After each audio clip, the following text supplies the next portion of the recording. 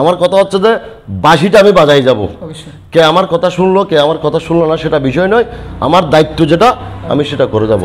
আমার প্রতিজ্ঞা, আমি বাঁশখালীর মানুষের সাথে সুখে দুঃখে থাকবো, এটাই হচ্ছে আমার অঙ্গীকার।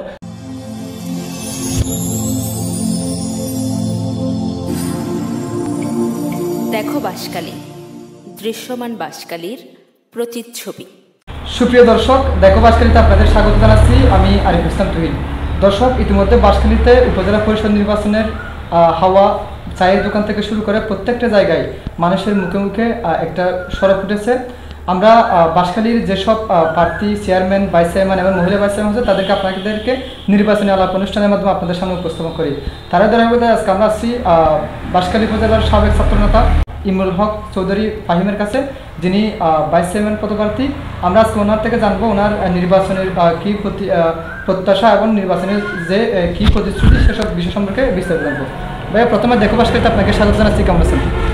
আলহামদুলিল্লাহ, ভালো আছি। আপনাদের সবাইকে ধন্যবাদ।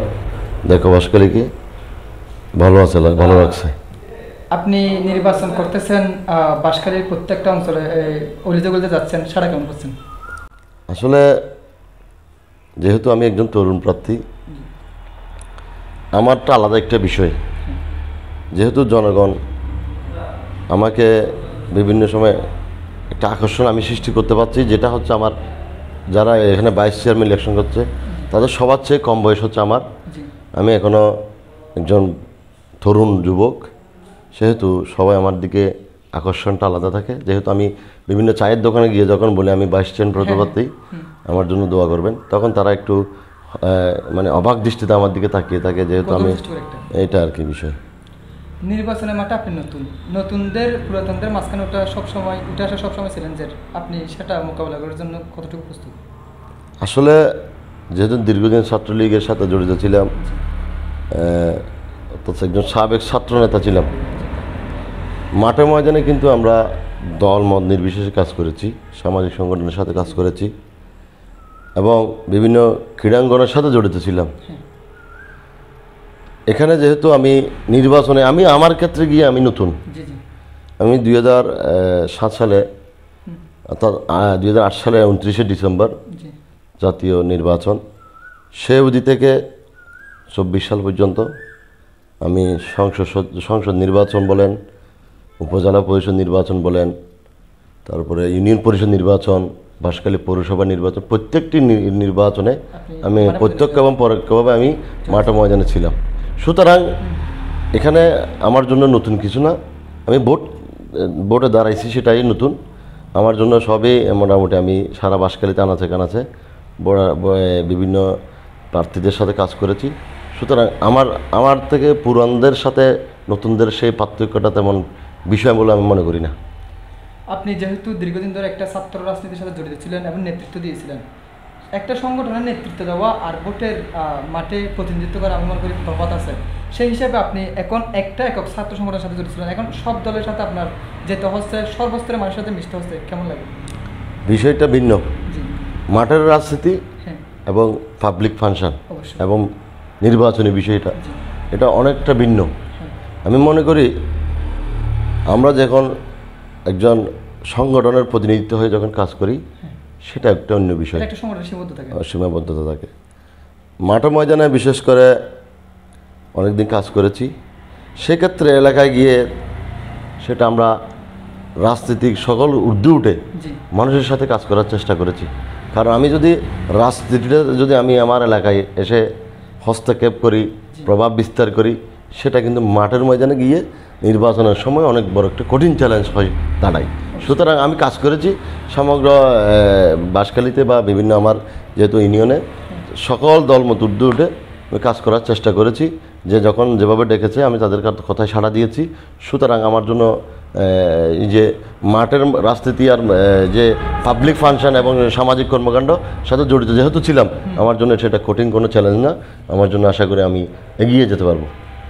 আপনি উপজেলা পরিষদের ভাইস চেয়ারম্যান পদপ্রার্থী হয়েছেন, কেন মনে হলো আপনাকে বাঁশখালী উপজেলা পরিষদের একজন ভাইস চেয়ারম্যান হওয়া দরকার? আসলে আপনি দেখেন রাজনীতিতে এখন বিশেষ করে তরুণদের প্রাধান্য বেশি। আপনি চট্টগ্রামের মধ্যে যতগুলো এমপি দেখবেন প্রায় এখন তরুণ।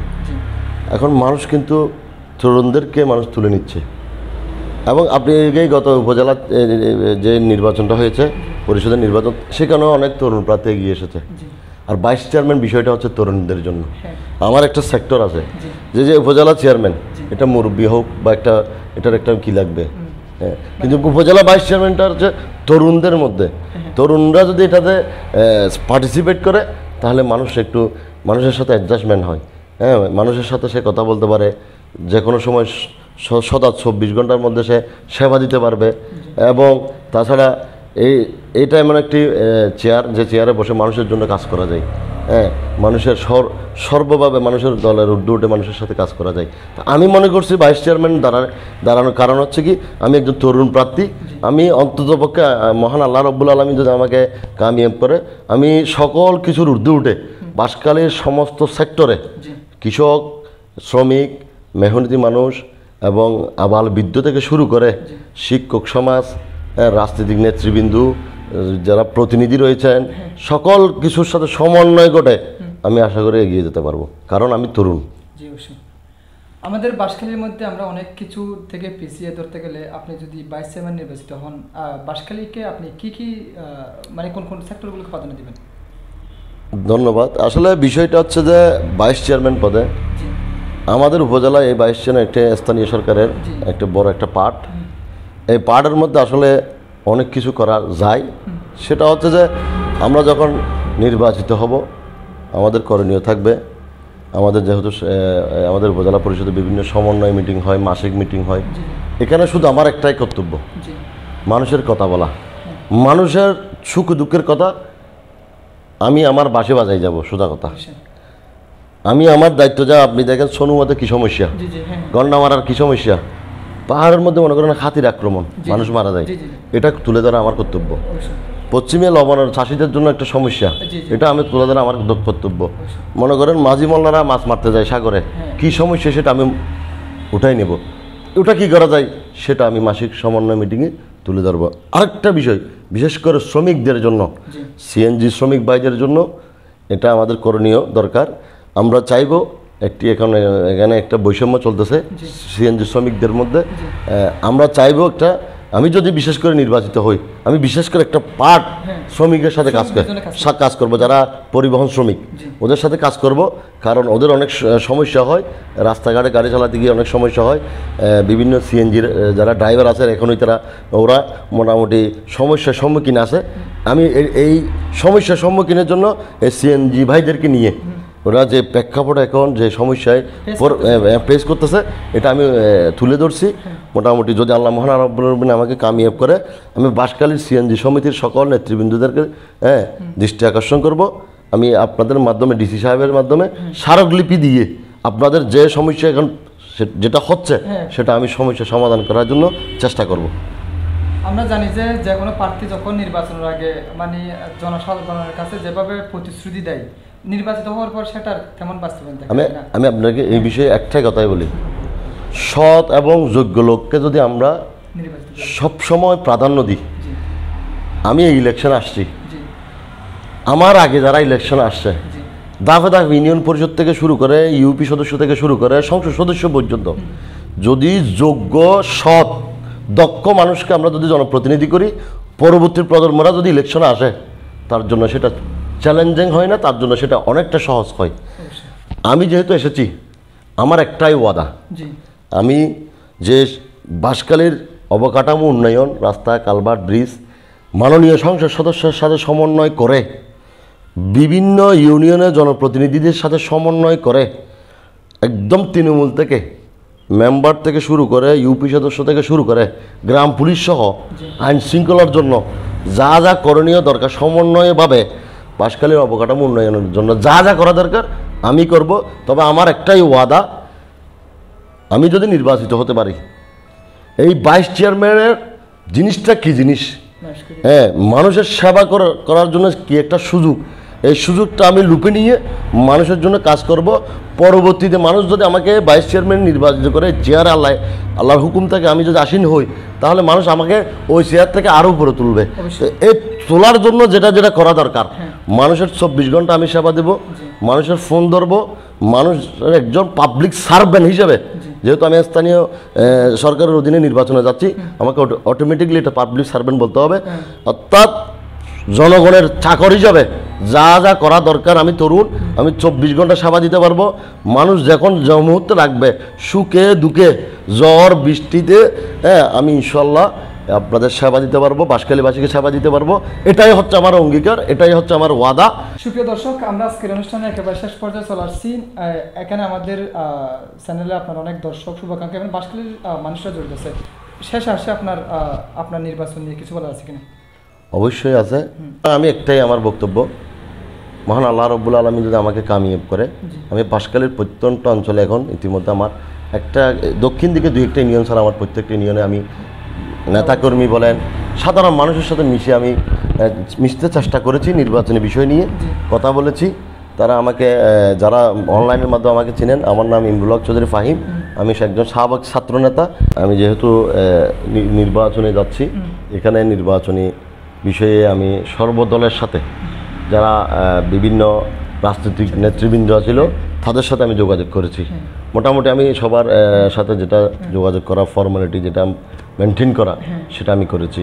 আমি তরুণ একজন ছাত্রনেতা হিসেবে আমি যতটুকু আমার যেটা এবিলিটি রয়েছে, আমার যেটা দক্ষতা রয়েছে, দক্ষতার উপর ভিত্তি করে আমি সবার সাথে যোগাযোগ করেছি।